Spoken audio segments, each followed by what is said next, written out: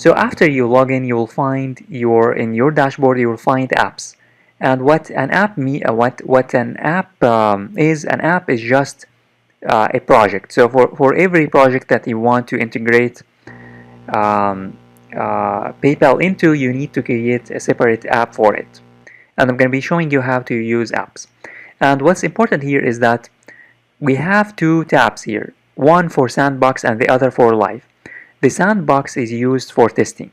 The live, of course, is used whenever you are ready and you want to publish your application where real people will pay real money and will use your projects or web applications, websites, whatever.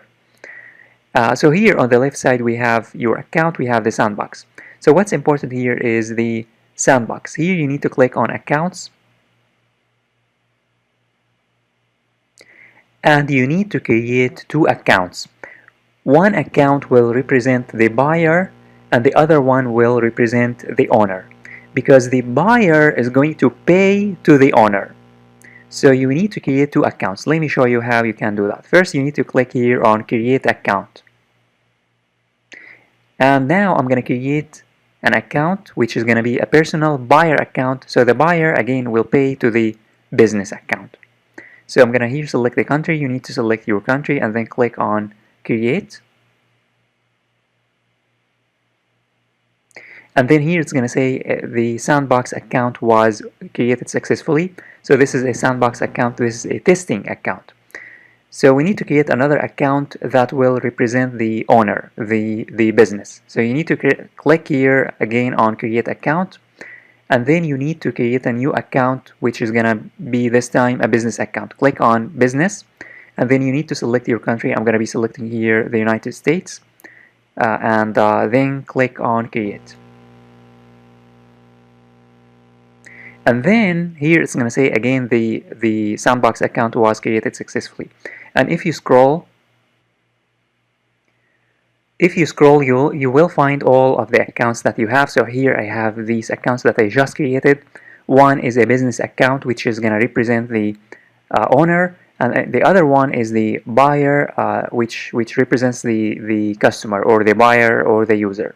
So the personal account will pay to the business. And you need to remember these emails. So I'm gonna be using, of course, in order to pay and in order to test, we need to use I need to log into the system using this personal account. I'm gonna be showing you that, because the personal, again, this account will pay to the business account. So you should by now have these two accounts on these three dots, and then click on edit account, edit view edit account. You will find that this account has been initialized with a money with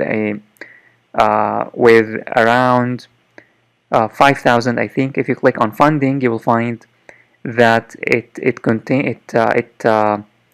has $5,000. So this account has $5,000, and for the business account, it will.